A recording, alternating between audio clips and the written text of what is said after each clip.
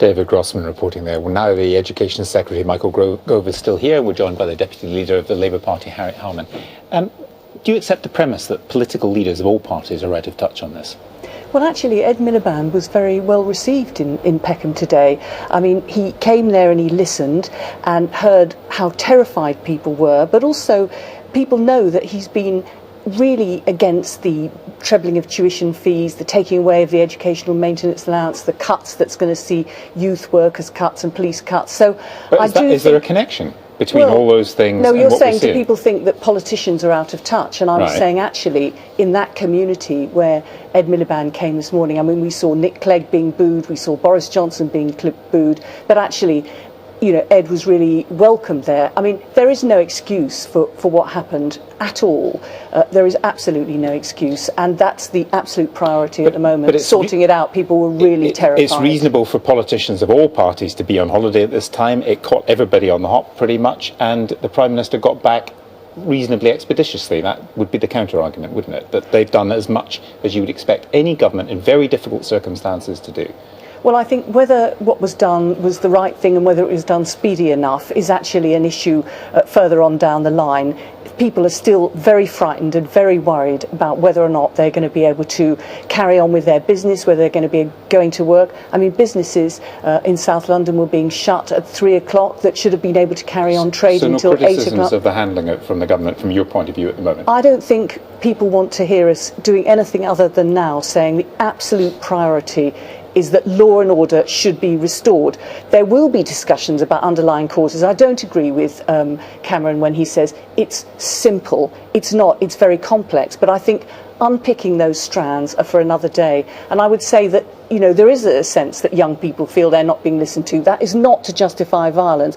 But I think that when you've got the trebling of tuition fees, they should think again about that. When you've got the EMA being taken away, when you've got jobs being cut and youth unemployment rising, and they're shutting the job centre in Camberwell, well, you should think again about that, because this is going to cost money. This does not help. All of this does not help reduce the deficit. Do you think that there are people who are breaking into Currys to steal plasma screen TVs and breaking into Foot Locker to steal box fresh trainers who are protesting against tuition fees or EMA?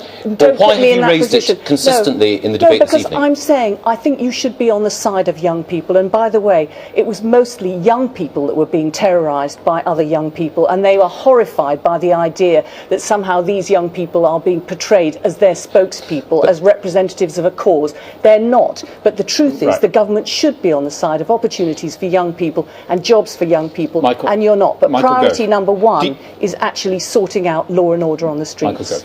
I used to have an enormous amount of respect for Harriet. She's worked enormously hard in Camberwell and in Peckham, and she's a great constituency MP. But frankly, I'm appalled that Harriet can speak out of both sides of her mouth at once. On one level, Harriet says that it's vitally important that we don't engage in partisan point scoring, all the usual stuff, and that we concentrate on restoring order in our streets. Quite right too, and the people that Harriet represents want her to say that, and she said it well and clearly. But at the same time, she's somehow linking these events to tuition fees, the EMA, job centres. And Harriet, if you're not linking them, why did you mention them on this programme? Well, you've got one policy in mind, which is reducing the deficit, and I'm just saying that there are some things which are short-sighted and you should not be going ahead with. We want young people to have opportunities. Nothing justifies people who haven't got opportunities taking and robbing. And there was one businessman in Peckham who said, just because somebody's unemployed, it doesn't mean they can come and loot and ruin my shop. And I agree with him. But there are people, Harriet, who've come from Sri Lanka, who've fled persecution, who've set up businesses in this country, whom we welcome, both of us would welcome to these shores. And what they don't want is, trying to find excuses or justifications or ways in which you're relativising this conduct. They want to know that they're in a country where politicians stand together and we're on the side of order. Listen, we can stand together on the absolute necessity to end the violence. I will not stand with you on youth unemployment, on closing the job centre, on the EMA. Are you saying there's no connection between any of these? Harriet Harman's made it clear she doesn't condone any of this, but are you saying that there is no connection whatsoever between any of the cuts, the educational maintenance allowances, or any of these things, and this violence. Absolutely no connection whatsoever. I think it is no justification. ludicrous to assert that there are people who burnt down an EMI factory because they were concerned about the disappearance, or I should actually say the reform, of the education maintenance allowance. The idea is fatuous. It demeans Harriet even to try to make that argument. The key thing is, yes, there are urban problems. Harriet's had to tackle them as a constituency MP. I'm aware of them as well, as someone who deals... But you're going to make just them a worse second, Harriet. because I'll of come back to the things that you're doing. You see, you're not going to make them better by this focus on deficit reduction, which actually threatens police numbers as well as council services. Harriet. Listen to the point about parenting that was made in the earlier discussion.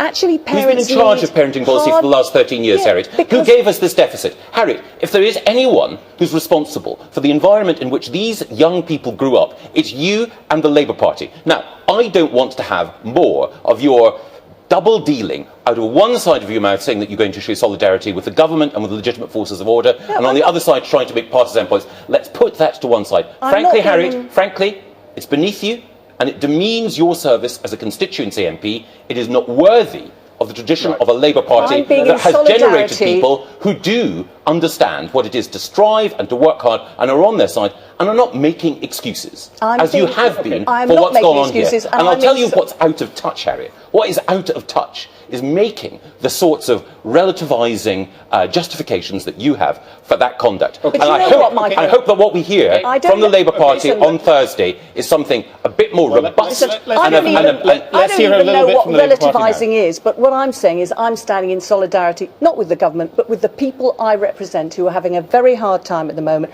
and their number one priority is to get law and order back on the streets. We can discuss what are complex issues, not simple, like David Cameron said. We can discuss them here and after, but for the time being, we've got to make sure that these very fragile communities are supported. One thing is simple, Harriet. Can you stand and clearly condemn what went on, or will you attempt to use it, like Ken Livingstone and Lee Jasper and everyone else, for political reasons? No, I totally condemn it. Harriet, Ed Miliband was admirable. Michael, did you hear that? Did you hear that? I totally condemn it. I think everyone watching can judge on the basis of the answers that you gave beforehand, where you really stand. Not yours. It was my constituents that were hit by this, not yours. Of course I condemn it. OK, we'll leave it there. Thank you both very much.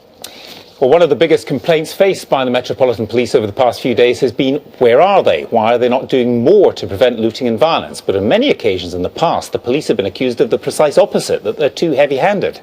The fatal shooting of Mark Duggan, which sparked the riots, is a case in point. That dilemma they face is compounded by repeated suggestions of poor morale, inadequate resources and uncertain leadership.